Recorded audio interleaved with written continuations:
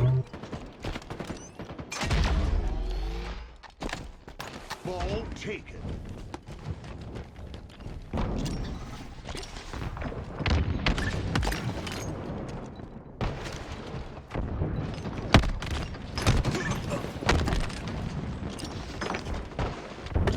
Ball taken.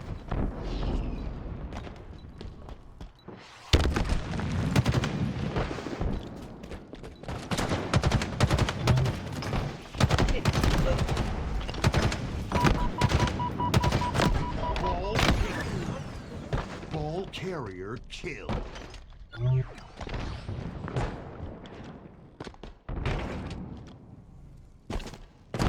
taken. Ball taken. Welcome back, everybody. Incredible showing there from that Game 5.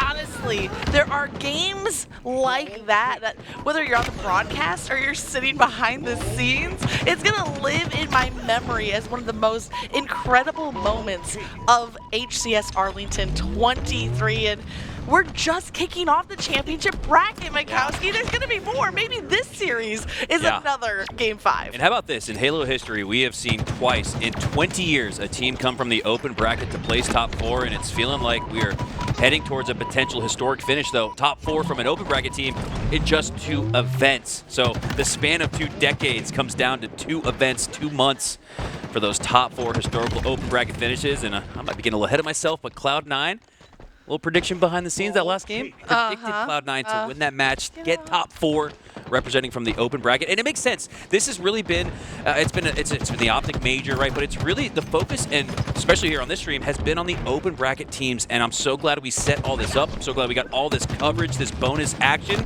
because the open bracket teams are the ones who are really making surprises here and making hay on Saturday.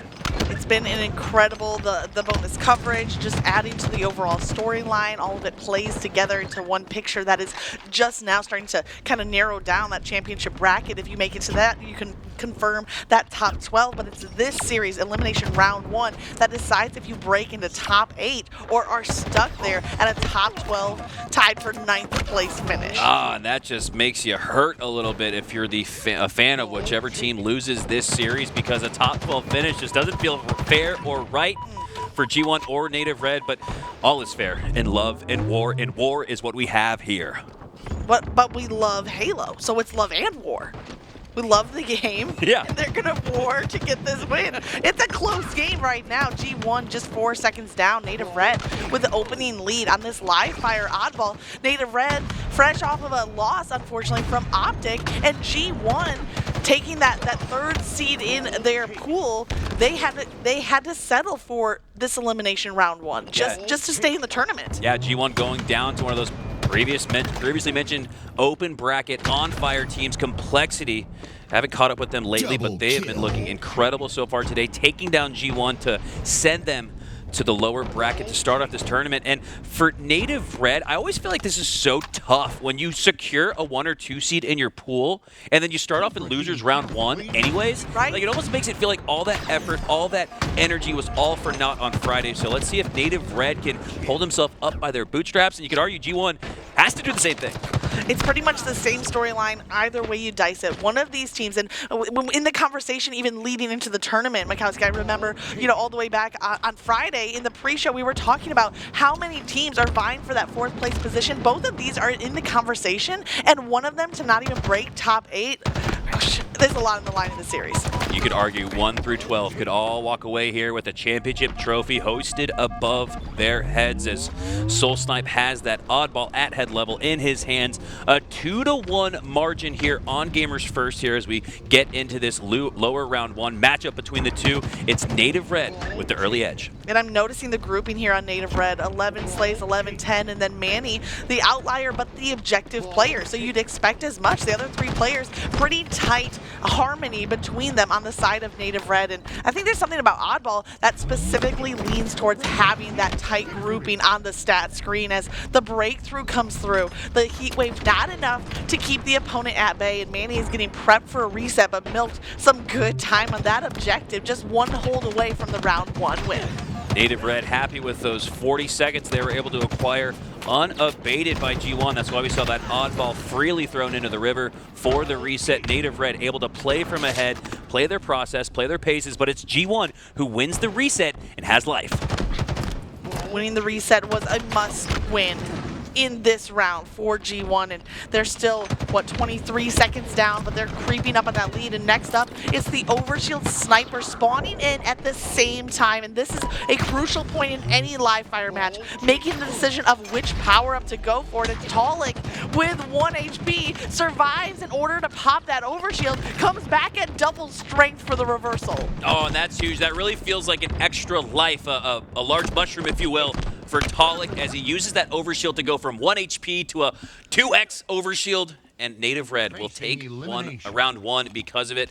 Looking good here to start G1. Gonna have to have an answer back. They had a decent job. They did a decent job contesting Native Red. We saw about a 40 to 20 or so 30 game. Yep. But then after that, Native Red got 40 to double up on that lead into the 80s and had that reset and never looked back, winning that round convincingly. Now G1 has to look for the hot start. They've got the oddball, though, in their hands. Native Red had that big chunk of time right in the middle of the round that ultimately set them up for success. And G1, they need to find a break quicker, or maybe mount a defense of equal strength on their own as they find the slays and should have control of this objective. Opening break kill for Swish. He's going to take down Boamx and Taulek, but SoulSnipe gets the Overshield. That's impressive because of the fact that no one was down for G1, 2 down for Native Red, but they do a good job regaining, making sure that SoulSnipe doesn't make him pay with that OS. Oh, Boamx is on the hunt for the kill, but the help is coming in. He thought he had a free takedown on Window's side, but it's Huss with the team play to keep his teammate alive. And this is where the defensive side comes in. We saw the defensive line from Native Red holding. Can G1 do the same? They're finding the kills, but no one was on the objective at the time. A minute off the clock and only 6 seconds total on the scoreboard for G1, but that's going to tick up and double up at the very minimum, maybe even get to that 22nd or so before we see that next push from Native Red. Manny with a smart play as the last player alive. You see he does not apply pressure to G1. Instead, waits for all of his team to spawn so they can collectively push up as a team of 4.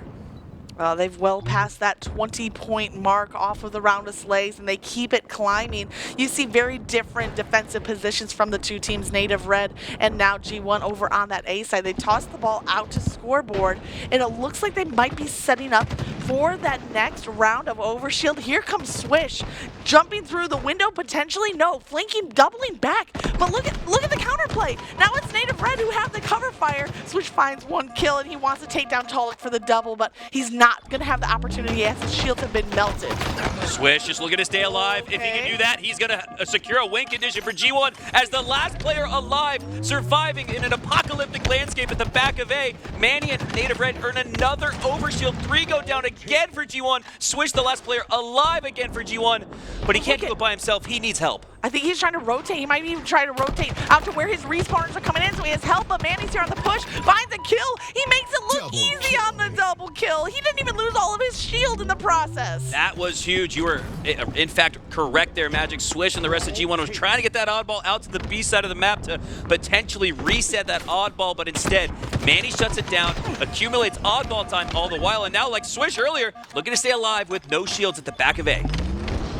Still the lead being held by G1, and as Manny sits, he's kind of babysitting the oddball, right? He's not holding it in his arms, but he has it locked down and potentially could get reset if it sits there too long. The kill's going the side of G1, and it's SoulSnipe as the last alive. Now G1, they're almost rushing to the oddball because otherwise they're at risk of a reset, but they pick it up in time. I would have liked to maybe even see them pick up the oddball a little sooner than that, because we saw, I was counting in my head, about 5 seconds, and if it comes down to 5 seconds, you can put that on G1, not immediately picking up the oddball. Magic, there are 2 break instances in Halo. There's the break kill that opens up the break to push through, and then there's the break afterwards when all players are dead 3 or 4 to break for the objective, to break for map control, to break for a power weapon. G1 not fast enough on that second break, but they're not going to get burned for it. Up right now, 40 to 10, 11. Yeah, they have that 29-second lead because they did break to the oddball in time, even if it made us a little nervous. And I would argue there's another type of break. It's the emotional breakdown at the end of the weekend when all the halo, finally, I can decompress. But as the game continues on, the break kill is unfortunately on G1. Huss, Neuronical, Swish, 3 down, make it 4. Native Red with the team wipe. Native Red has been absolutely dominating overshield control a little bit. This is the most pressure we've seen on Native Red securing overshield, but they still are able to get it into the suit, and that's 2 in a row. We saw Taulek earlier get down to low shields. SoulSnipe gets down to low shields, but has that overshield again. G1 up 40 to 25 right now, but you have got to earn some overshield control. If you do not, this lead will flip. See the green gun coming into play. Manny finds a kill, but he has to double back, have a chance to reload. He's gonna run into Swish. Swish has the heat wave, and Manny is taken down. In fact, I think that might have been a double kill there for Swish before he is ultimately traded out. Precision, last player alive, and like Manny earlier, he's going to elect to wait to push out with the rest of his team. Neuronical finally spawning out, so that delays the push a little bit for G1. Because of it, Native Red, they're going to regain the lead. And there is that lead switch. Neither team yet at the halfway point, but this next round of slays most certainly will catapult one team past that mark. Boamx escapes through the window, and on the other side, G1 escapes with the objective. I'm curious to see if G1 rotates to B here to potentially reset after knowing that they'll reset with the lead. It looks like for now they're going to play along that big door side of A, so they have an option to quickly rotate it there, but the push is coming through on B, so Gamers First is not going to be allowed to take that as a potential reset, and because of that, they're actually working the oddball out towards the overshield side instead. And this has been the pattern for G1. They want that A side hold, and they play the ball, quote unquote, towards scoreboard as their last resort instead of resetting it off the map, and because of Huss's slays there on the flank play, they maintain that control. All right, G1 wins that last engagement. Do Native Red push down the B side again, or do they hedge their bets split 2-2 down each side? OS they play for OS. And B. It looks like they're going to do just that, splitting 2 players on the OS side, 2 players pushing back down the B side, but Huss, it looks like he's going to sneak this overshield instead. What the? Native Red walked away from it, and in a match where that's been their strength, it's been G1's Achilles heel, they now have the power up in their hands. The game could be tied.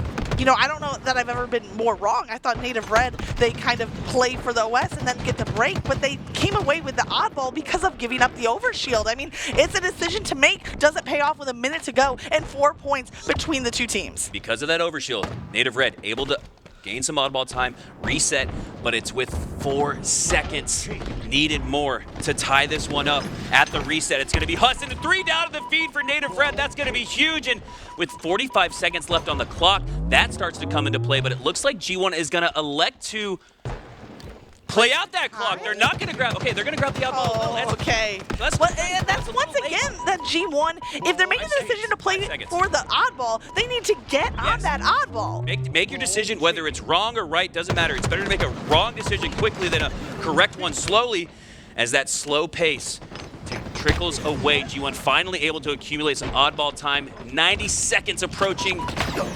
Is G1 only 30 seconds left in regulation? But 3 go down for G1 and Native Red. They might only have 27 seconds on the clock, but they have the control of the objective here as they put G1 back to the respawn screen. And we said 5 seconds earlier, too slow to pick up the oddball, times 2, that's 10 seconds, 96 seconds. You could argue G1 would have this wrapped up if not for the slow break to that objective, and now Native Red with life have a chance to come back with just 15 to go. SoulSnipe has twice been forced to drop the oddball in order to play for Slade. He survives the repulsor with the help of that guardrail, but on the second engagement, he's back. Taulek has to get to this oddball. He only has 2 seconds, and even though he's out of position, he doesn't have any choice. He needs to lock this down, but no, as he's taken down, we're going to a round 3. The boat got a little rocky. The waves looked a little treacherous there from Native Red, but G1 was able to stabilize, clutch up, and send us to a round 3. This game 1 is going the distance. Feels like the series is 2. I love this. I love this so much. I love a game 5. I love a round 3 and oddball as we have this mini series within a series, this best of 3, if you will, in the fight for top mid control. is going down. Taulek going down as well. Heat Wave in control of G1. 3 from Native Red hit the respawn screen. Let's see if G1 prioritize that objective with the 4th player. Opening round win in round 1 for Native Red. They won round 1. Opening round win in round 2 for G1. They won round 2. In round 3, it's G1 with the edge. Will they carry it like they did in the previous round? If so, they're going to take game 1. The green gun is in play, and it's Mr. SoulSnipe charging up the shot to do full damage with the plasma pistol.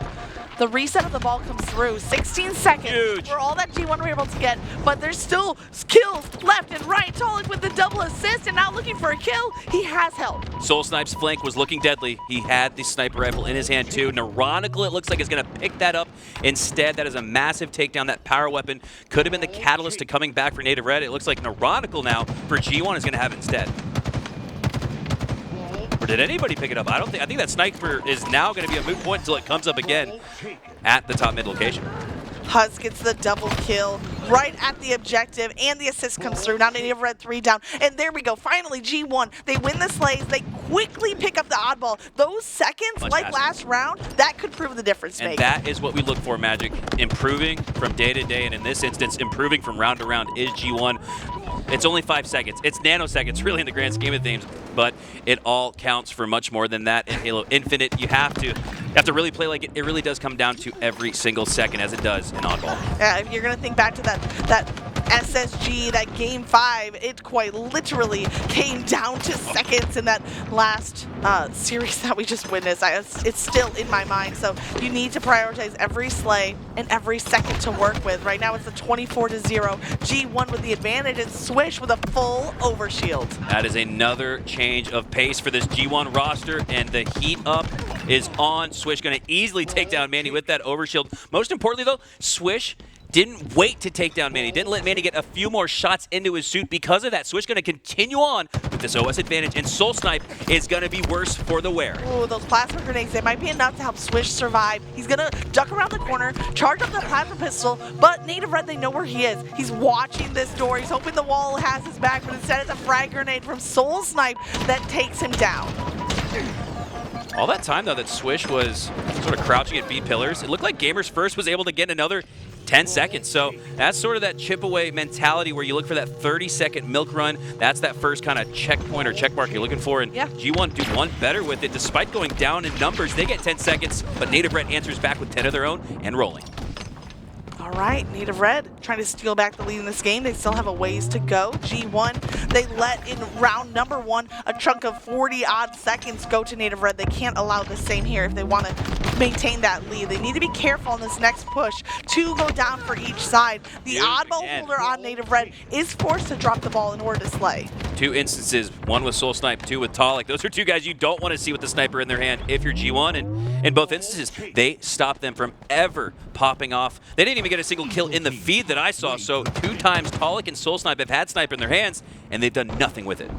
I mean, it's so interesting. We've been watching the overshield. We've been watching the plasma pistol more than the sniper in this game. Imagine that. Now Manny trying to get us to notice his sniper rifle a little bit as he gets the assist, but it's Taulek who takes 2. SoulSnipe takes 1. Neuronical as last alive here at the bottom of B. Throws the oddball off the map, but what can he do as the last alive? He's being cornered, and he finds the kill. He's trapped in a net of Native Red players and gets the trade out. And that's a last player alive piv win on Taulek, a top 10 slayer in his own right. Neuronical maybe creeping up into that statistical category himself as he sits at 28 and 24 positive in this match. And taking a look at across the board, it's just about all positives for G1 as they have plenty to build on. 69 to 16.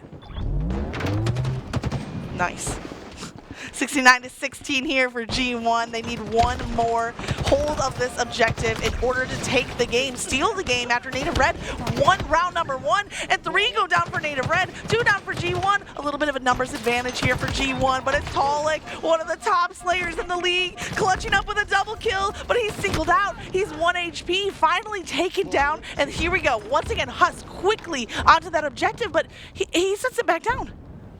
I think with a minute and a half left, up by almost a full minute, G1 is going to play for slays here. I would be very surprised if they didn't touch the oddball at all for the rest of this game, but it looks like for now with the push on from Native Red, they're going to play at their pace. They've got the big lead. They have no reason to feel any sense of urgency to continue to hold the oddball when they don't need to. And look what happens because of that strategic decision. 3 go down for Native Red. Now you can play your process. 1, 2, 3. Oddball in the hands of Swish, as they need just about 3 more seconds, it feels like, to win this game. So you're saying they weren't giving up on objective time, they were just pacing themselves because they had the luxury of the lead. They noticed the time on the clock, waiting for Native Red to make a forced error and then capitalize. And that's a credit to Taulek. As the last player alive, once he got that double kill, it's kind of like, uh-oh, he's already gone well above and beyond what a win condition could be for his team to help them spawn up and get back to Taulek. So that's one of the reasons why you saw that delay. That is a great decision there from G1. We kind of questioned their sense of urgency, their speed, their process to jump on that objective to get that break kill. And here in round 3, they've almost like written off all of their wrongs.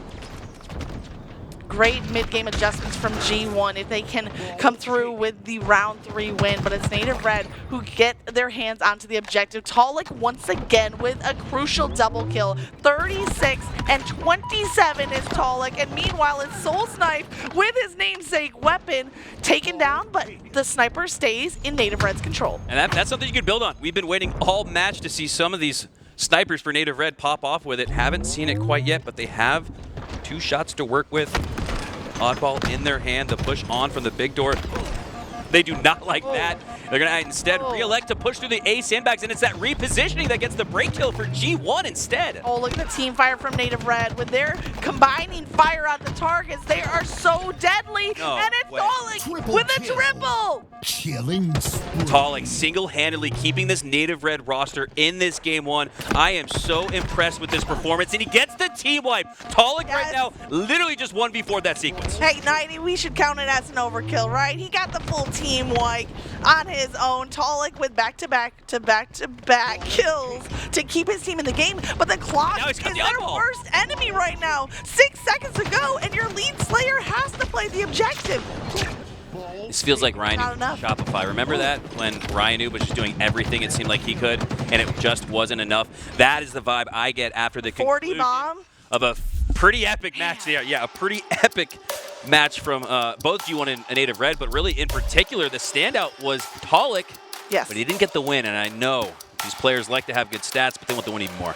I absolutely agree. They're never out here just padding their stats for the sake of the scoreboard. They're out here for that game 1 win, but it can only go to one team, and it's G1. They were dropped in round number 1. They win back-to-back rounds to steal that game back away. And you're looking at the series, Mikowski. You said, hey, this is all the makings of a series that goes the distance. 5-kill game in that complexity status quo matchup. We have the start of G1 versus Native Red, and it's G1 carrying that momentum from game 1. Looks like they have a 3-kill lead here. Camo going to be up in 15. That's going to be a point of contention. You might see a little bit of a standoff, but the push is on. Taulek now gets that opening break kill, looking for more than just Huss. Has a potential to take down Swish, but Swish with the aggressive close quarter combat takes him down instead. Okay, but the player to watch out for is across the top mid here. It's Neuronical, who is 4-1 right now for G1, and at top mid. SoulSnipe just giving suppressive fire. Doesn't care about the accuracy stat line as long as he can deny this top mid position. The Dynamo Grenades, though, they're flushing him out of cover, and it was Neuronical with the patience to double back and scoop up the camo. Wow, in that game 1, power-ups were a strength for Native Red, a weakness for G1. And since then, about the halfway mark of game 1, it's been all overshields for G1 in that game 1, and now all camo here in game 2. Native Red only down 3 despite not having any of that camo control. That's going to be something they're going to want to focus on here at the 8-minute mark when that camo is back up in 90 seconds. But I'm seeing something very familiar, just running out of time to utilize that camo. Teams are getting so good at countering these power-ups. The assist, I guess you'll settle for that. Neuronical wants to stay in the fight. He'll take a double assist. Oh, Neuronical was bait. He was the camo user that was getting the attention from Native Red, but it was precision with the flank. How often we see precision, bait and switch in harmony with his teammates. We see that so often with Swish. Now he's doing it with Neuronical. Precision, the bait and switch king, and Neuronical, the king of top mid for now, lands the double kill. We left the Kings in the other matchup, but we did not leave the multi-kills because Boamx claims a double. Neuronical, who started out so strong in this game, is still holding on, is still doing well, and I'm afraid we might have a crash. That is fine. We still have some hot Halo action live for you on the just in bottom time. right Look of at your it's screen. Just in 9:42 time for a 42 all match. When we last left, Complexity had a 5-point lead, and now it's status quo with a 1-point advantage. Diagram doubles up on it with a killing spree, looking for a triple kill, but he's caught in mid-reload and taken down. 46-43, status quo with a 3-kill lead. Cherished looking to stay alive, has a quarter, 3/4 of a shield to work with, and now he's back at full confidence at full as he takes the fight with Tusk, and Tusk has to back down. Cherished, we watched earlier on the main stage against Optic, screamed out against Formal, "Challenge me!" And we see more of that, the same from Cherished. His map presence is looking really good. Yeah, and as a reminder, when he yelled out for the challenge, he won that pivotal 1v1 against a world champion on the other side. Status quo need this victory. They were happy with top 12, but top 8 would be that much sweeter. King J goes in for the fight, but it's King Nick who is the ruler on the throne. King Nick at low shields. Do the grenades come in and take him down? They do, but they're too late. He's back to full. King Nick pushing up down 1. Has the positioning, and if status quo doesn't know where King Nick slipped out to, he could come back to bite you. It's a tie game, 48 all. King Nick has 20 kills on his own. Suppressed, tossing out a couple of dynamos. Those were just scouts sent out on a mission. Complexity have a line across top mid. All of SQ trapped in the back of their base, and they don't have numbers on the scoreboard with 48 apiece for them to extend. They have to play safe, and they're kind of, I want to say, suppressed back in their base. Yeah, everybody's going to play for weapons. Everyone's going to play for utilities right now. 48 all, 3 minutes left on the clock, so look at plenty of time. But the blue wave of status quo is looking to annihilate Gilkey by himself in the fridge, looking for a snack. He's going to be a full meal instead. King J takes him down. Bears goes down. And Complexity steals it from status quo at the very end. The heartbreaking Tusk double kill, 49 apiece. They found the 1 kill on Gilkey. Gilkey used as bait. Bait, just like we saw in that Cloud9 Shopify Rebellion. The Gilkey sniping Nemesis, that was just bait. That was just bait right there. That is so interesting that Gilkey goes down, but he takes all of the attention from status quo. We saw all 4 players looking to take him down, but you got to take down more than Gilkey if you want to win, needing 1 more with status quo. And now we have just about a 1-kill match over on the flip side of this G1 versus Native Red. Native Red, though, bounces back, and they're up 3 now.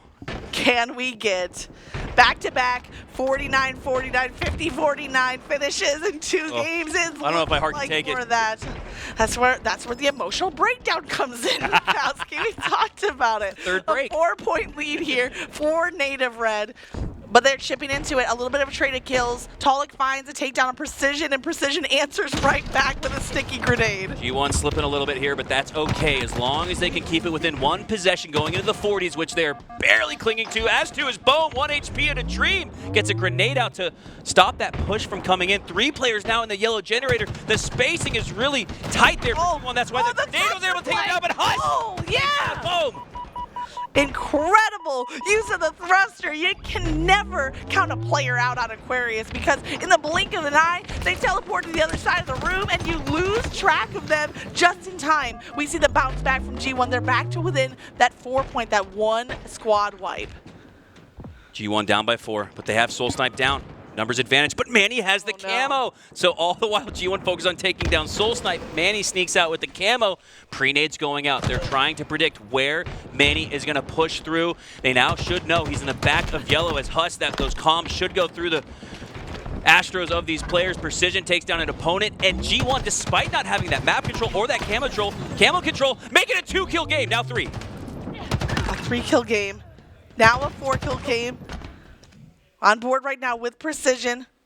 G1 trying to stay in the fight, but Precision, his location has been revealed. He gets the trade on it, but at this stage of the game, you can't afford those trades. That's a huge win for Native Red. Massive trade, massive recognition of the situation there from Boam, knowing that he was in a disadvantageous spot, likely to lose his life. Just make sure to take down 1 with him, and like you said, in that situation with 3 to go, up 3, that is a massive win. But Native Red, somebody just lagged out, and we're going to have a reset at, oh, my heart. Unfortunate, and honestly, some of the worst timing possible to have a lag out, to have a disconnect and need to reset. I don't know how you reset that. Do you want you to play to 3? There's no way. How do you reset that?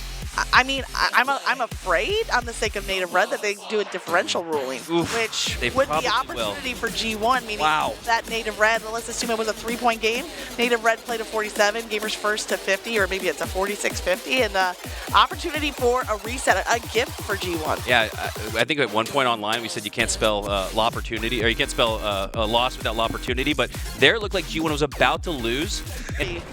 Huge play there in that matchup. We're going to switch gears back into our main match, G1 versus Native Red. The lobby has been reset, and let's reset the stage for those watching at home, maybe just tuning in.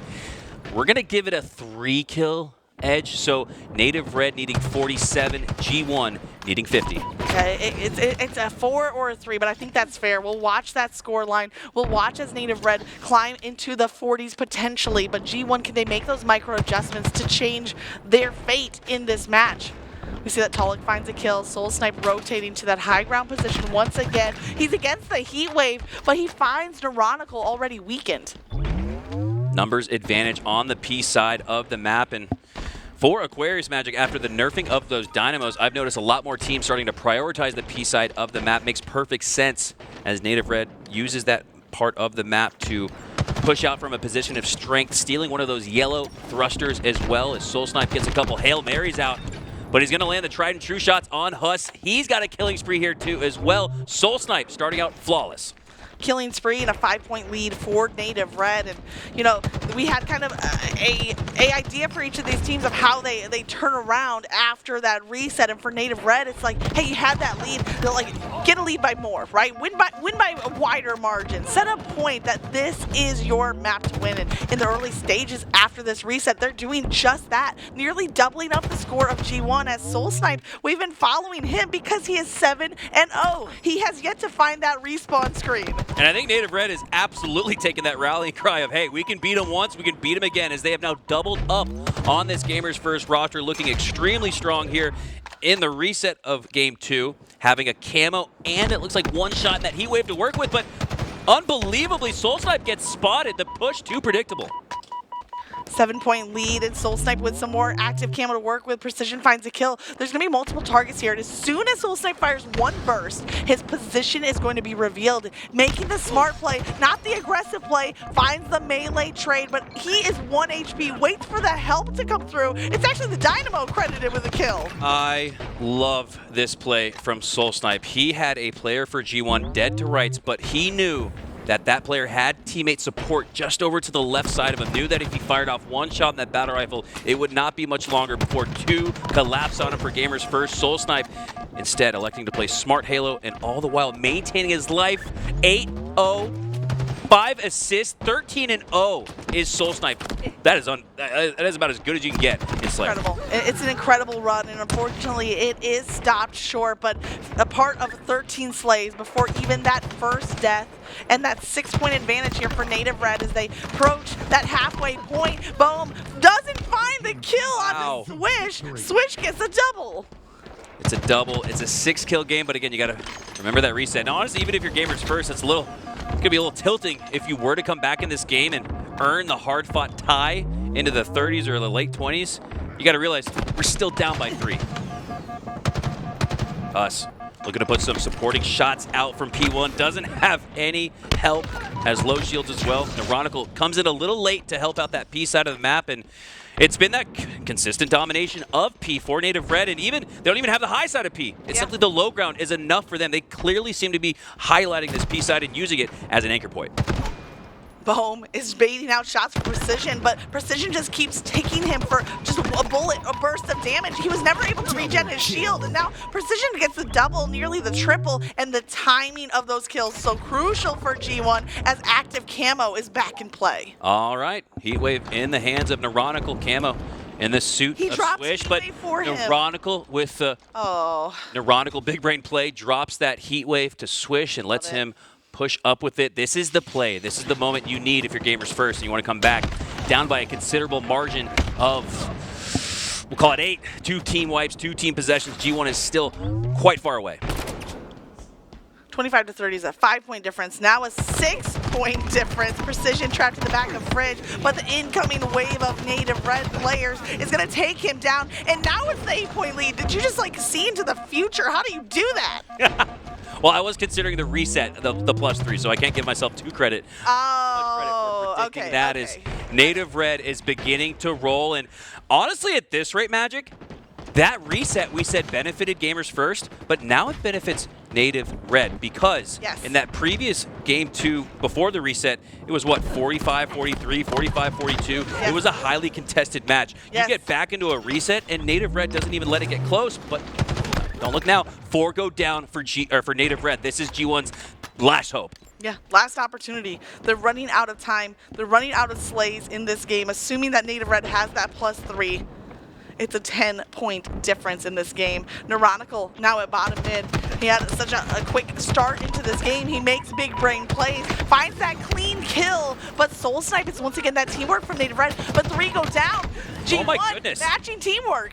All right, back to within 8, back to within 2 possessions, but you want to get it to within 1 possession going into the 40s. G1 has done good to win the last 2 engagements, but they need 3 in a row if they want to come back in this one. Yeah, they're going like 2 for 4 on these fights, and I just don't know if that's going to be enough. They need to get a full 4 down, or maybe a 3-1 deficit in order to get back. They're finding individual picks as Manny goes down, and they have native red trapped. Swish is actually flanking to help, but Huss didn't need the help. Stagger deaths for native red. Manny goes down. SoulSnipe then goes down. Taulek stops the bleeding for now at a crucial time in this match where gamers first actually looked like they were mounting a comeback. Yeah, Taulek finds and they are. 2 kills there. The comeback might still be in. Oh! And Swish! Oh! 1v2, but he has help. He finds 2 kills. SoulSnipe finds a double kill. Now it's native red, just 4 seconds away, 4 kills away from getting the win. And you could argue that kill counts for 2 because the heat wave now goes into the hands of gamers first. Neuronical grabbing the dynamo grenades as well. And look at the grouping for native red. They're all stacked together. It could be a collateral damage from those dynamos as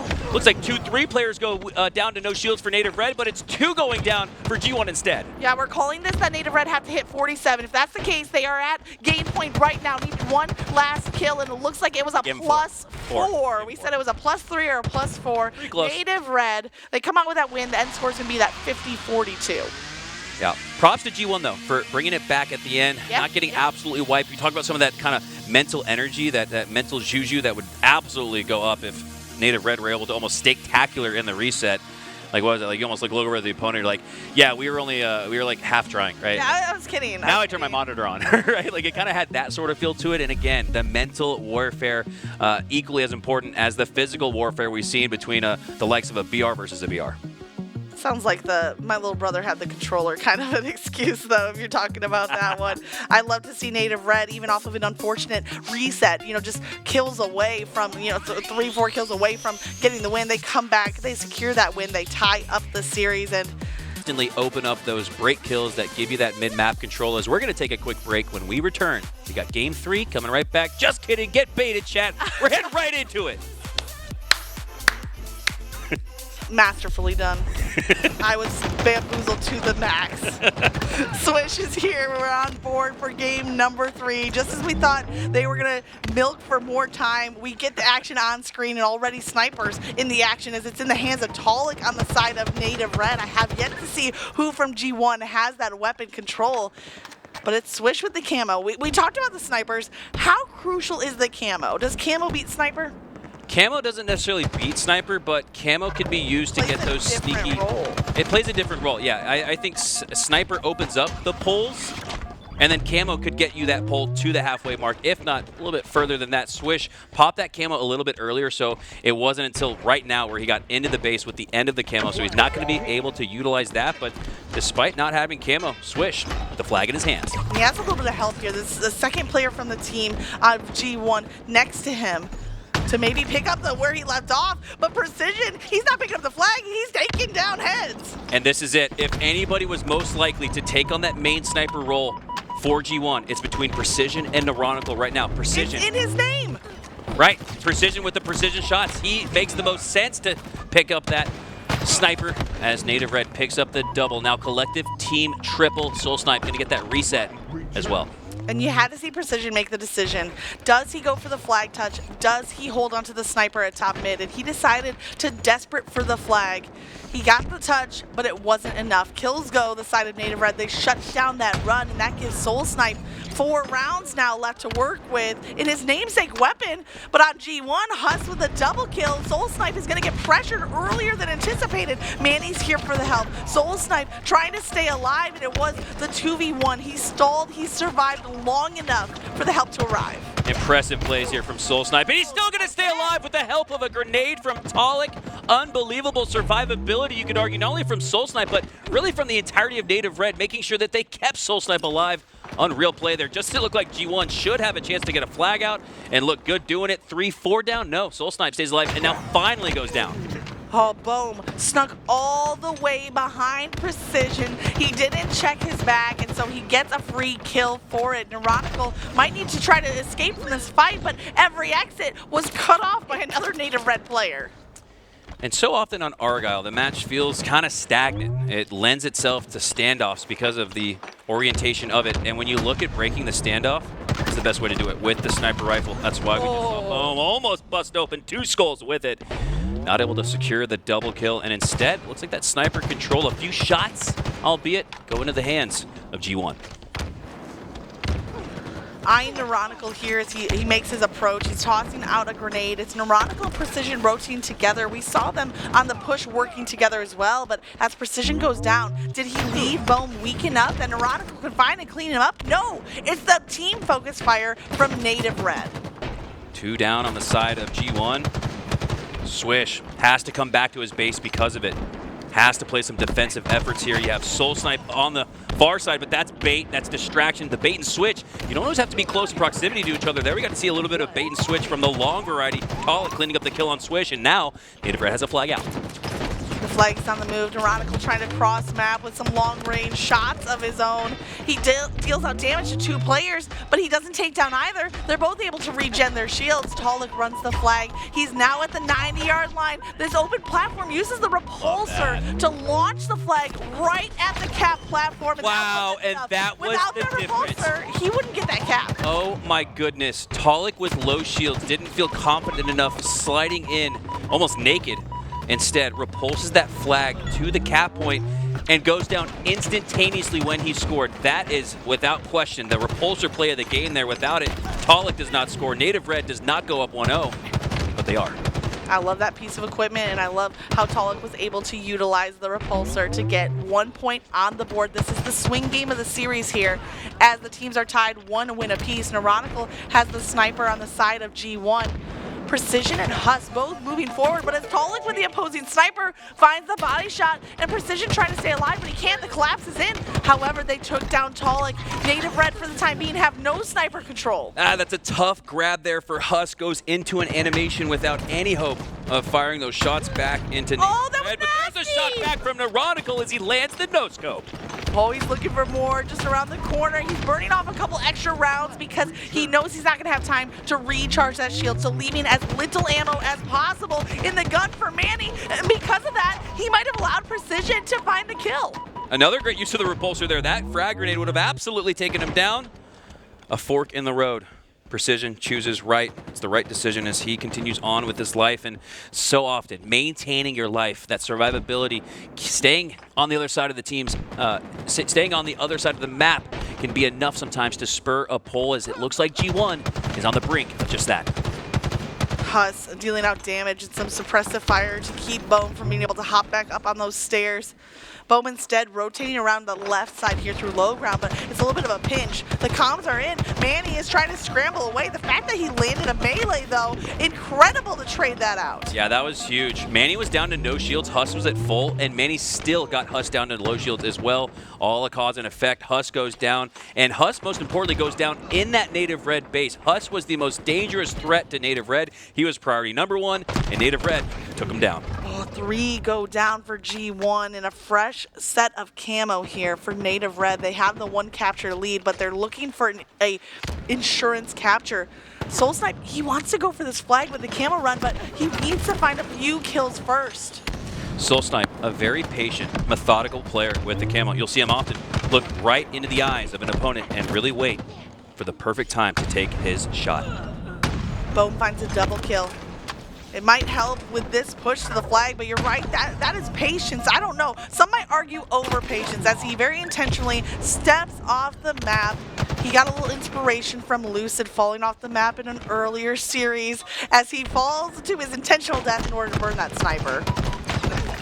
Tough. Losing the snipe, but most importantly, you make sure G1 doesn't have any control of it. Neuronical gonna have to regain control of that mid-map through the means of the starting weapon battle rifle as he takes down Boam. That's the opening break kill. What can G1 do with it? Swish takes down SoulSnipe 2. Numbers heavy advantage here for Gamers First. Can they continue to roll? Numbers and damage right now in the side of G1. Precision was stopped on that flag run. And look at 3 players from Native Red all rotating over to that elbow side, that screen side. Neuronical wants to get into the action quickly. Doesn't allow Taulek to regen shield. The use of that grapple to clear out ground. And he is still chasing down weak kills. This tells me that G1's comms are locked in. Neuronical knew exactly where to look for those kills. But Neuronical gets into the Native Red base.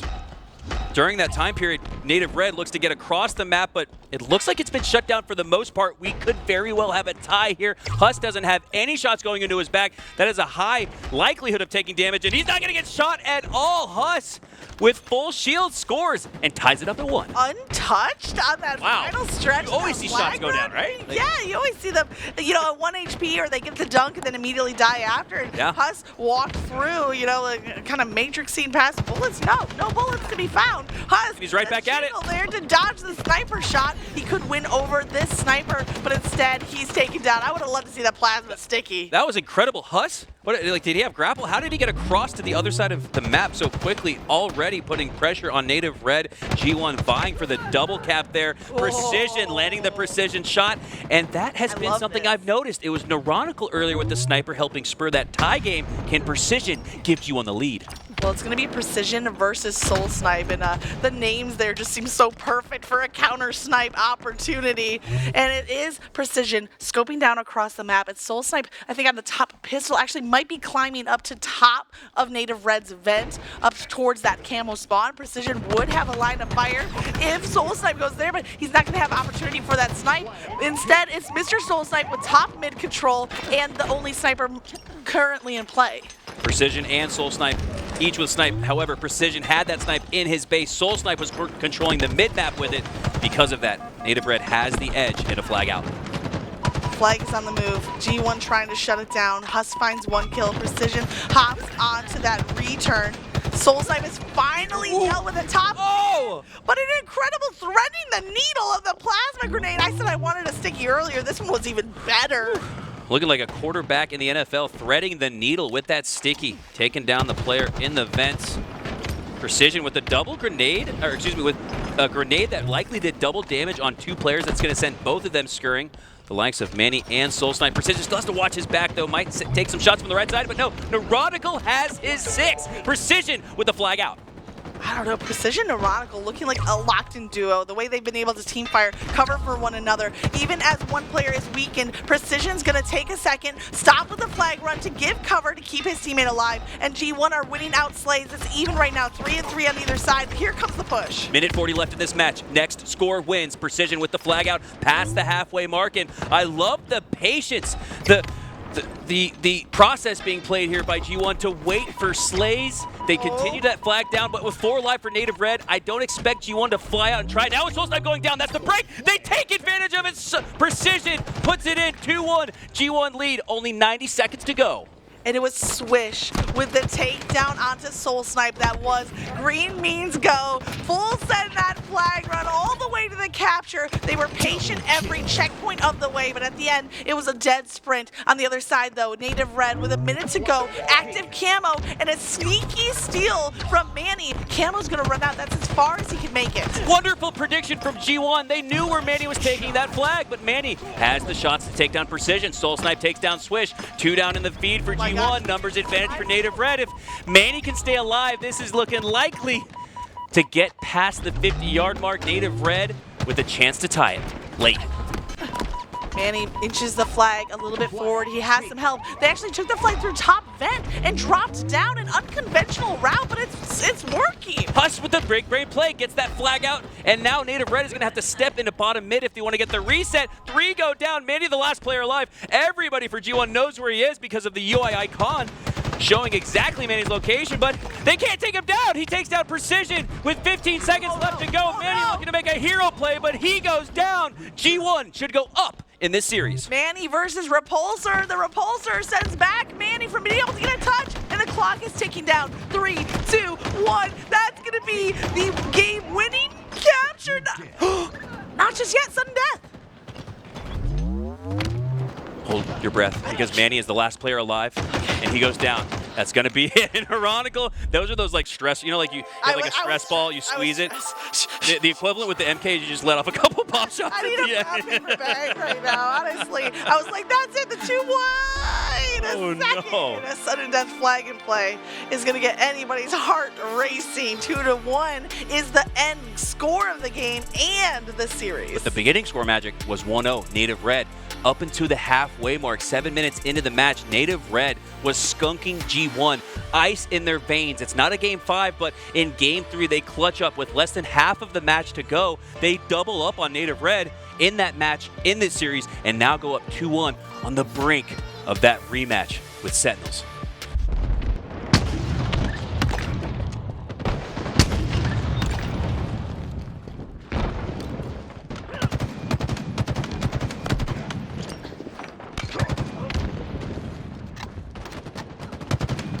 And we're back. The victory celebration there from Quadrant, but we have a game 4 on our hands. It's a 2-1 series, G1 on their match point unless Native Red can force the game 5. Taulek with that early control of the Stalker rifle and the Seaside. No points for either team. 40 seconds off the regulation clock. That's telling me that both of these two teams are not going to help haphazardly throw themselves into that hill. They're going to play the process, make sure they have at least 2 down before stepping foot in that hill. Taulek holding on to that Stalker rifle, has ammo left. I think there's an opponent just to his right in Red Room. Quick adjustment and team fire as Boam finds that kill, but 2 players from Native Red are no shields, trying to approach and break through to that objective. Taulek still alive with that Stalker rifle, but he's got a few shots to work with, only 1 in that shotgun, so while he's got the greatest combination, you could argue, in Halo Infinite, he doesn't have much to use, and because of that, recognizes it and actually drops a Stalker at 13%. That is a great decision here from Taulek. Because of it, he should land the double kill and some more time for Native Red. Yes, he will. Boam with the help take down Precision. I love that decision making. He might even double back here for what's left of that Stalker rifle that's still on the ground. But he picked between the 1 round of the Bulldog and the 2 bursts left in the Stalker, anticipating that the next fight was going to be a close quarters battle, and it was. Love that. Taulek still alive. And you know, he's only got 2 kills, but it's an impactful 2 kills. He's maintaining his life and presence on the map, and there's another assist. So yeah, he's got 2 kills, but look at that. Wow. 5 assists, now 3 kills. Taulek is a high priority for G1, and they take him down. That was Taulek's first death in the game, keeping Native Red in this game. But G1, even though Taulek's been popping off, G1 are the team with the advantage on the objective. SoulSnipe might be the next to approach. Precision tosses the frag to set up that assist, is still holding on, but how long? How long can he survive here on B with rockets in the hands of Manny? G1 with the lead, but it's Manny with the rockets. But he turns the wrong direction because of it. He's going to go down with the rockets. I believe 1 was left. No, it's spent. It's spent, That's but it was still unfortunate timing. He was about to get a double kill with 1 rocket. Yeah. 2 players rushed up B stairs. He looked away and turn, just the slightest, what, 9-10 degree difference? sometimes 10 degrees is all the difference, and the 100 degrees here would tell you that in Texas as well. Seconds away from the first capture. G1 lock it down.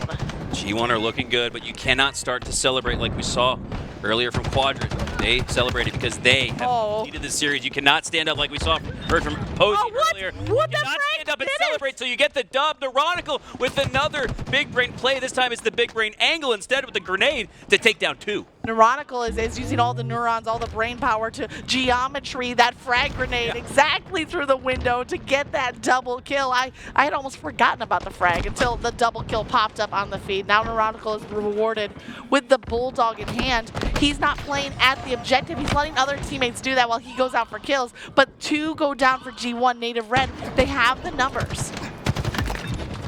G1 on the A side of the map, really pulling attention to Native Red on that A side of the map, but it's C that you need to be focused on now. SoulSnipe takes down Swish, takes that Stalker rifle and some time as well. Native Red looking like they have the setup here to tie this particular hill.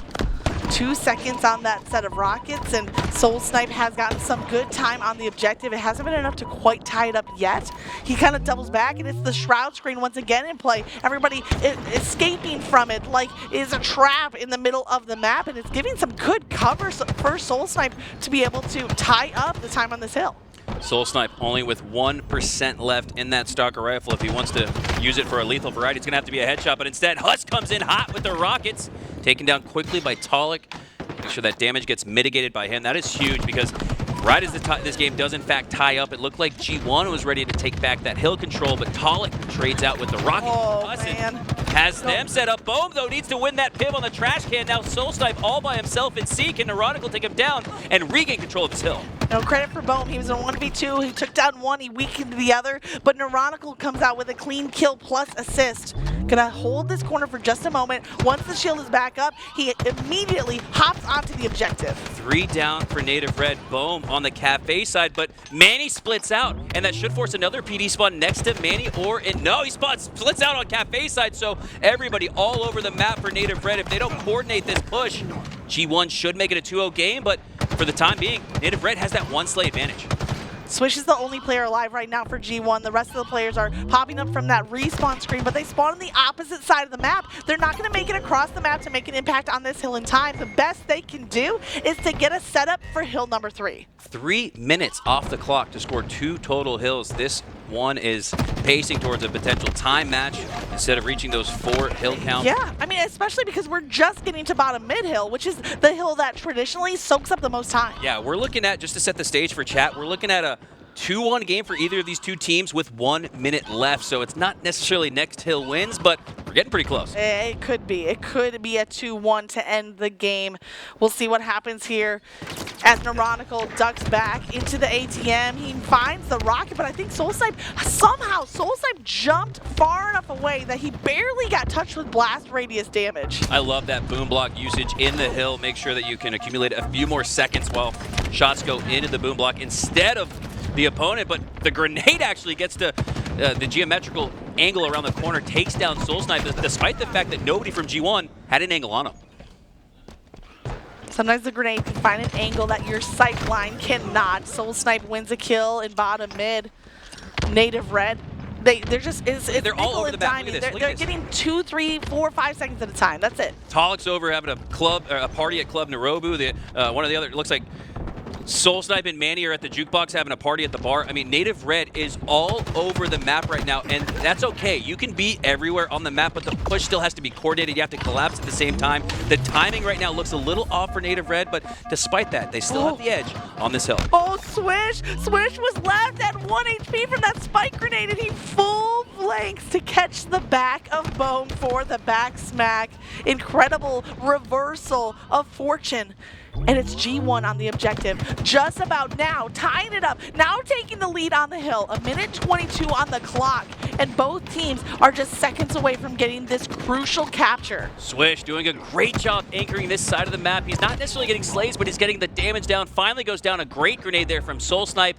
Both of these 2 teams within 10 seconds of taking the lead. And they changed the hill, so now you can stand here in Laundry and accumulate time on the hill, which is exactly what SoulSnipe did, taking advantage to that extension of the bottom mid hill. And now it's 2-1 Native Red, 1:15 for G1 to capture a hill of their own. 3 go down for G1, 4, no, Huss, as the last player alive, able to trade out, but It's not going to be enough. You need numbers advantage. And Timer hill, timer hill. Time is against you. It's time that Native Red are going to play for. Is that what you're saying? As Taulek goes on a hunt with the stalker rifle? Doesn't make much sense for Native Red to get in the hill right here. I think that's why they are electing to play for time. They knew once they got that second hill, that should be it, so long as they can play the defensive stronghold. You know, for a minute there, it was a battle of the Oh, two 4 go power down. weapons. Rockets in the hands of G1. No. They have life. Listen. It was Huss with the Bulldog getting the double kill that allowed Precision to get the Rockets. You got to talk about the tier 2 power weapons before you talk about the tier 1. A kill, an assist comes through. G1 currently not in the hill. About half of their time has been spent. They were at 115, now they're at 35 seconds left. Neuronical might be playing positioning, but the clock is their worst enemy. Neuronical has to stay alive. He is, you could argue, the last hope. Teammates pushing through, but Manny lands a devastating double kill. Feels like that might all but do it here. If Neuronical goes down, that likely does. 3 go down collectively for G1. Now 4 as Swish goes down.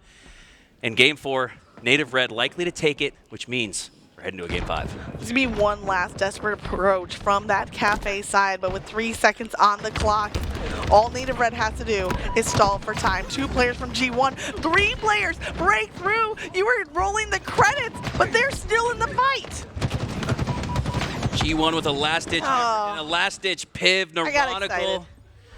G1 did enough to make it a little interesting at the end, but it felt like Native Red was in full control. It felt like at the end, Native Red had G1 playing into their hand. Incredible force there from Native Red, and I'll give you credit for this. You were right. It was that 2-1. It was that bottom mid hill that ended up winning the game there for Native Red. They had the decision to play for time. Turned out to be the right play call, and that gives us what we've been building up for, anticipating another game 5. Started off on live fire. We end it here as well, and let's take a look back at that live fire match to see who won. On that map, it was G1 in a highly contested oddball round where Native Red looked good for the first round and a little bit of round 2, but after that, it was all G1 as they take the 2-1 live fire oddball win. And trying to think of what you can take away from that onto live fire. I think a lot like Argyle. I have some takeaways. A lot like Argyle, where we said someone has to identify as the main sniper. This is where I was going. I think that's what it is for live fire too. And if you can't have a main sniper pop off because you haven't quite figured out who that is yet for G1, then at the very least, make sure you control Sniper Tower and do not let Native Red run you on OS like they did in game 1. What was it? The first 4 overshields went to Native Red? Yeah, I think it was like 3 in a row at least. So the OS control, but I'm glad you queued up the sniper conversation because I wanted to talk about the sniper. If you're looking at these 2 rosters, you might look at Native Red and say they have the strong snipers, but who has been matching it on the side of Gamers First? It's Precision, and I want to see the sniper back in his hands. If you're looking at this breakdown, you'd have to think that game 5, oh man, it's tough. Native Red won the Slayer, but any map that has a sniper in play has gone to G1. Yeah, game 5 on live fire, if you're anybody other than those quote-unquote main snipers for your team, you got to make sure you drop it and hand it over because it sucks to give up a power weapon, right? Sometimes you play a whole match just to have the sniper in your hands, but we're playing for the win here. We're not playing for the sniper. Maybe that's how I play. Yeah, I would love to have a sniper in my hands at all times, but it's going to be about having the right player at the right time with the sniper in his hands. Again, Precision and Neuronical for G1 sort of vying for main sniper role on the team. Yeah. Native Red. SoulSnipe? Taulek? Who are the 2 that we should watch out for Native Red with the snipe? I think you named the 2. I think you named SoulSnipe would be my number 1. And I think that Taulek would be my second pick. I think you nailed it. You know, you might have been a little bit off the cuff, but trust your gut instinct here, Mikowski, because those would have been the 2 players. And as much as Overshield plays a factor, I think we've seen time and time again that sniper in the right hands is stronger than that OS. G1 has experience in game 5s in this tournament. Yesterday against Navi, went down 8-1 on Aquarius TS game 5 and ended up winning 50-36. The story changed though this morning against Complexity in that game 5 again. It wasn't necessarily a blowout, but Complexity I think won 50-40. It was a pretty solid victory for them. So G1 wanting to bring that energy from Friday rather than this morning Saturday if they want to maintain and really rewrite the script for this organization. G1 has had so much difficulty So little ice in Game 5s. Is this the moment where they finally clutch up and earn that grudge match, that bloodbath between Sentinels, Bubudubu and Falcated, the former duo for G1, potentially taking them on? Free-for-alls, and he's the little brother to Bubudubu, so you know he's cracked. A lot to look forward to as we will get into that grand finals of that free-for-all tournament, but right now we have a Game 5 on our hands. One team goes home with a disappointing top 12 finish. The other moves forward to face Sentinels. Currently a 2-3 game, just a 1-point lead for Native Red, and being doubled up as Boam finds that kill. They're fighting for top mid control. The sniper is up for grabs, but Manny is not able to get to it. He's going to double back, should fall into the hands of Native Red. Here we go. It all comes down to this. Winner moves on, loser goes home as Manny goes down. 5-5 tie in this match in the early goings. Taulek with the sniper rifle. They took down the overshield previously, did G1. Now they got the sniper in their sights. And they have the counter to the OS. They have the plasma pistol being charged there on C-Plat. It was the decision, OS or sniper, because that initial sniper spawns earlier than the OS. It had still been sitting at top mid until teams kind of divide and conquer. Let's see if it pays off. I would say sniper beats OS, and especially with how long it's been since the OS pop, now you still have 7 shots left. Yeah, that's very important to note. Taulek with plenty of sniper rifle to work with, and on the flip side of that, if you're G1 able to take him down, you'll have plenty of sniper to work with as a reward. But for now, Manny gets the kill on Precision. Huss gets the kill on Manny. That's a trade out. SoulSnipe goes down, so the numbers advantage is in favor of G1. Now is the time to storm the tower and take down Taulek and take that sniper for yourself. And let's see if G1 learned their lesson, because before they let the sniper live in tower too long, but they have adjusted, they have grown, and those micro adjustments mean that Huss now is the player with the sniper in hand. 5 bullets left for him to play with. G1 in the early goings of this match is out to a multi-possession lead. 6 kills now, could potentially with 2 more make it an 8-kill, 2-possession game. Overshield is up in 1, 14-7 G1 for now, doubling up on Native Red. Oh, barely misses the shot onto Manny. Where is Overshield? It's not with Precision, it's not with Huss, it's gotta be Neuronical or Swish who are now boosted. I'm gonna have to say, It's Swish. it is Swish, who is 5-1, 3 assists. Double power-up control here for G1 as they extend their lead, doubling up 60 days. Swish pushing through with teammate support at the back of Mud, and it's Native Red who are going to have to come up from the Mud as they go 3 down once again. 19-10, G1 in Game 5 has started on fire. I don't know where the sniper is. I'm going to have to assume it was spent or 9 minutes. burned. That's the one you got to watch for. Why? Because it's up in 15, so that next sniper could very well bring Native Red back or snowball this match all the way down the hill. Oh my goodness, what momentum, what incredible momentum. The snowball effect is already in place, even without a sniper in hand. Just 5 seconds away from that sniper spawning. Huss had it on the last round for G1. I expect him to play for it here again, but 3 players from Native Red on that C side. And Manny finds the double kill with 2 melees. It was a distraction for Huss to get the sniper. Massive, massive, massive for Native Red. You do not want to see a double-digit deficit. That almost feels inconceivable to come back from, as Huss has that sniper rifle. And he's utilizing a lot of shots. He's not landing a lot of shots, but he's utilizing a lot, and he's going to continue to waste those shots. I love this play here from Huss. Up by a margin of 7 kills. Doesn't want to give any advantages to Native Red. Knew he wasn't landing shots and decided, you guys aren't either. He didn't have anywhere to go to toss that sniper off the map or to jump off the map himself. The best play he could do was burn every last round of that ammo and deny any use of that comeback potential from Native Red. And off of that play, off of that 4 down for G1, it's a 3 down for Native Red. SoulSnipe, last player alive for Native Red, but he's setting up for that overshield. Native Red with a favorable spawn at A should likely take that overshield, and it looks like G1, if not for a little bit of pressure from the snipe tower side, is not going to contest it enough. Looks like Native Red should make it away with that overshield. Have 3 down for Gamers First, and you have to imagine they will definitely take that overshield. They're only down 6, and that overshield with a few more kills, they could get to within 1 possession with the use of this OS. Oh, it was Boam who got the double kill to clear out a path for the overshield, but sacrificing it to the teammate, Mr. SoulSnipe himself. Boam continuing to go off and find kills. SoulSnipe with the OS nearly had to suffer that back smack, but he adjusts at the perfect time to be able to turn around, secure the kill, and now setting up plays for a teammate. What was once, a 7-8 point game, now cut in half. It's just 4. Native Red have scrapped their way back in this match. It's now only a 3-kill game, and part of the process, steps 1, 2, and 3, with that 2-possession lead for G1. Native Red's goal there was to get it to within 1 possession. They might just get it to within 1 kill if they continue this at this rate. Still down, only 3. SoulSnipe with that new combo to work with. Now the only thing from charging that shot is he's making a lot of noise. In fact, it gave up his sneaky little position. He fires off that burst, retreats back, and picks up the heat wave. You already know that the coaching, the comms are on point because he was ready for that secondary power-up pickup. It's still a 3-point lead, but it has been great progress in the recent stages due to SoulSnipe's killing spree. Huss on an island, split out from the rest of his team. I believe that's by spawn and not choice. So Native Red right now, through their presence on the map, is forcing G1 into unfavorable spawn points because of it. They've come right back in this game, only down 2. A 2-point game, and the 30-kill mark is hit first, and now it's just a 1-point game. 31-30 as both teams are closing into the end zone of this game, tied up. SoulSnipe has a player on the run, but he can't find the final bullet, flanks around, cuts Swish off in his tracks. If you wish you could have that back, maybe double back there if you're Swish, but you can't think about that now. Here? As the Shroud screen goes down, SoulSnipe going to take down the Shroud screen and then use it to plant that on the Overshield and snipe up Taulek, like we saw in that game 1, Native Red. Saw G1, I believe, with the first Overshield, but it's been all Native Red since because of it. With that Overshield, they have the lead.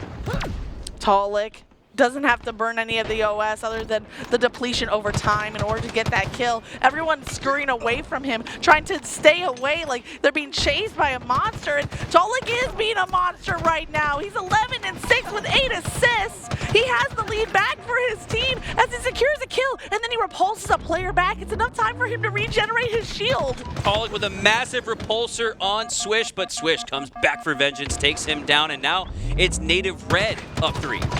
A 3-point lead here for Native Red. They make it forward with that takedown. Neuronical has a player, I think it's SoulSnipe, kind of trapped back at the window side. He chases it down, but he catches some friendly fire in the process. It's enough for him to be eliminated as Taulek threads the needle on that frag. That next sniper not up for another 2 minutes. Overshield up in 1 though. That might be something to look out for. If you're G1, looking him out and come back, still down 3. Huss with the snipe in his hands. He's got 2 shots to work with. Yeah, he picked it off of Manny's dead body as you saw the snipe shots coming from that scoreboard side. Usually you'll see sniper over on tower, but you work with what you're given, and Huss needs to go to work with the last 2 rounds in this weapon. Huss with the game in his hands. He could bring this back to within a 1-kill game with 2 perfect headshots with that snipe. Native Red on the B side of the map. Taulek pushes through the pre-fire, the centering just a little bit below the head level of Taulek. Because of that, he's going to scurry away with his life. Oh, but the second shot does not miss. Hits the perfect headshot with the last round of that weapon. Can he escape with his life? He needs to, but unlucky. Precision goes down, and then also Neuronical. Now it's trapped by himself. Huss is the last player alive. Finds a double kill to keep G1 in the game. Huge kill from Huss, almost single-handedly keeping G1 alive with Overshield up. Can he get that too? No! Manny takes him down. Overshield going to be highly contested, as too is this game heading to the end game. Native Red up 3 with with G1 down 3. I don't know where the OS is. I don't know where the Overshield is. Precision has to leave. He has to abandon that fight. Neuronical got OS! Who has the Overshield? It's a 2-point game! Neuronical pushes through the tunnel system. A player runs away from him. He's going to double back through the backside. Might see the back of an opponent here as he turns the corner to the right. That Overshield ticking away with every second.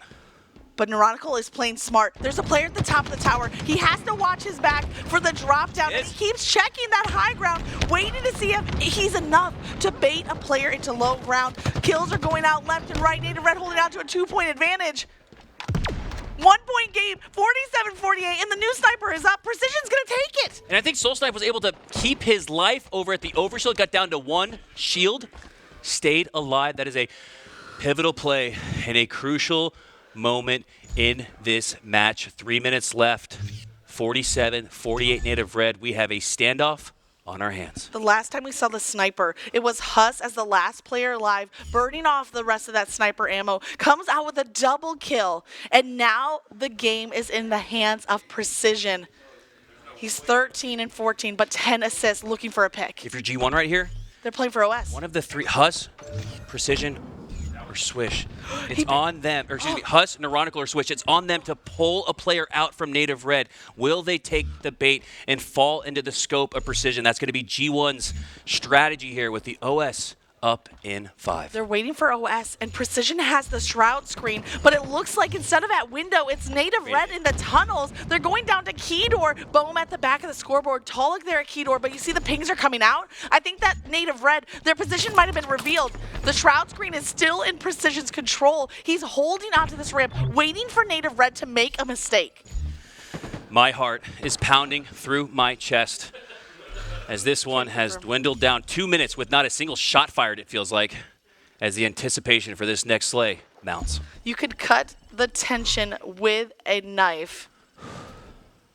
47-48.